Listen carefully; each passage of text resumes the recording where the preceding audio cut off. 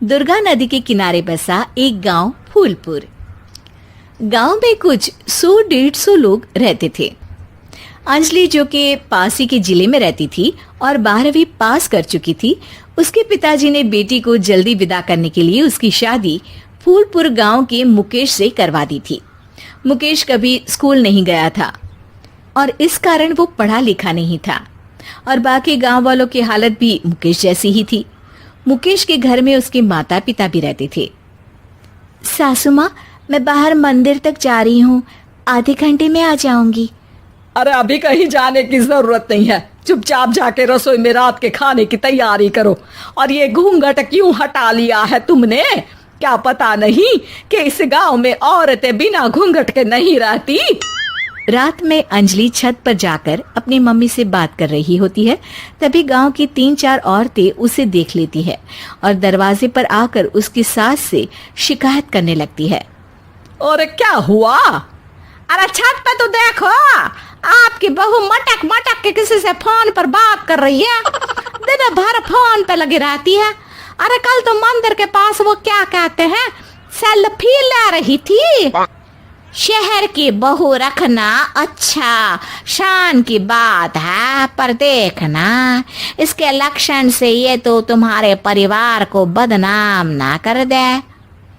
ये पहली बार नहीं था जब सास से गांव के लोगों ने अंजलि की बुराई या शिकायत नहीं की हो। अब तो ये रोज की बात थी। अंजलि ये सब सुन लेती है। जब वो नीचे जाती है तो मुकेश भी वहां आ जाता है। सास कहती है, बेटा, लोग घर आकर शिकायत करने लगे हैं बहू के कामों की। देख लो, पति हो, संयम से रखो इसे। माँ जी, मैं तो अपनी माँ से बात कर रही थी, क्योंकि यहाँ कोई बात करने लायक ही नहीं है और अब मैं माँ के पास ही रहूंगी। वहाँ क्या रहना, वहाँ बाहर के लोग तो ठीक है, पर घर के लोग भी इज्जत ना दे सके। अरे नहीं नहीं अंजलि, ऐसा नहीं है, धीरे धीरे सब ठीक हो जाएगा, तुम फिक्र ना करो।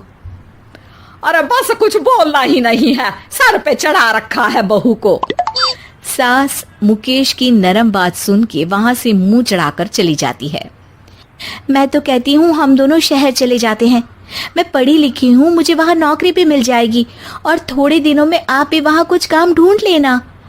अरे नहीं नहीं अंजलि, हम यहाँ ना गांव का खेत, माँ पिताजी को छोड़कर शहर नहीं जा सकते। माँ पिताजी को कैसा लगेगा और गांव वाले क्या सोचेंगे? ये कहकर मुकेश सोने चला जाता है और अंजलि की गांव वालों द्वारा बुराई का सिलसिला बहुत दिनों तक चलता ही रहता है। लेकिन अंजलि गुस्सा ना दिखाते हुए समझदारी से काम लेती है। बारिश का मौसम चालू हो जाता है। जोरदार बारिश से पूरे गांव में हाहाकार मच जाता है। दुर्गा नदी में बाढ़ आ जाती है और बाढ़ का पानी पूरे गांव की फसल तबाह कर देता है। फसल की ये हालत देखकर गांव वाले निराश हो जाते हैं और बात तो यहाँ तक पहुँच जाती है कि कुछ लोग तो अंजलि को इस सब का दोषी ठहरा देते हैं।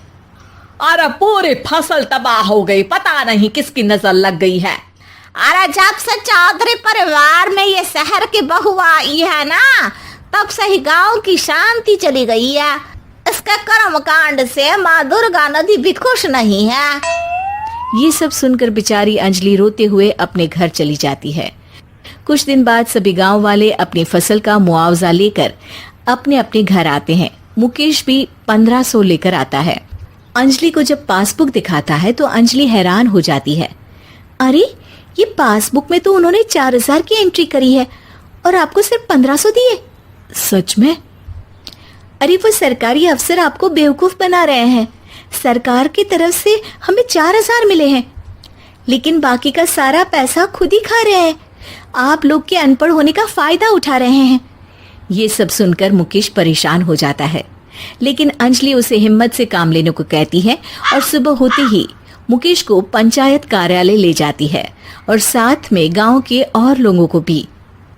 आप सरकारी बाबू क्या गांव के लोगों को बेवकूफ समझते हैं? आपको क्या लगता है ये पढ़े लिखे नहीं है तो आप कुछ भी मनमानी करेंगे? ये बेचारे दिन रात इतनी मेहनत करते हैं, ये हमारे अन्नदाता हैं और आप इनके साथ ऐसा धोखा करते हैं।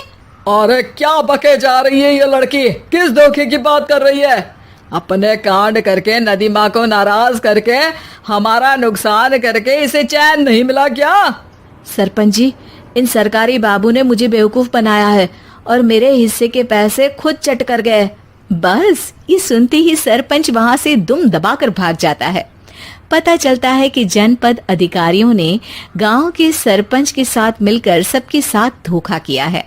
सब लोगों का विरोध शुरू हो जाता है और आखिर में अधिकारी सब गांव वालों के हिस्सों के बचे हुए पैसे उन्हें लौटा देते हैं और कई दिन तक सरपंच गांव में लौटता ही नहीं। अंजलि, तुम नहीं होती तो हम गांव वालों को तो पता ही नहीं चलता कि ये हमें हर बार बेवकूफ बनाते हैं। हाँ हाँ अंजलि बेटी, हमें माफ कर दो।